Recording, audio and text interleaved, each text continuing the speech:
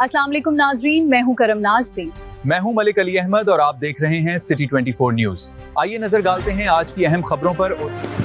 खबर शामिल करते हैं साहिवाल से। यहाँ commissioner Sahiwal division doctor Asif Tufail का शहर में जारी ब्यूटिफिकेशन मंसूबों का तफसीली जायजा लेने के लिए शहर के मुख्तलिफ इलाकों डिस्ट्रिक्ट रिपोर्टर साहिवाल मुनीर साजिद अराई की खबर के मुताबिक दौरा के दौरान कमिश्नर ने सदर बाजार, पाकपतन बाजार, हाई स्ट्रीट, सिटी बंद रोड और शहर के मुख्तलिफ मुकामात पर जारी तरक्याती कामों का जायजा लिया। Deputy commissioner captain Samiullah Farooq ने मंसूबों पर पेश रफ्त के हवाले से मुतालिक तफसीली ब्रीफिंग दी।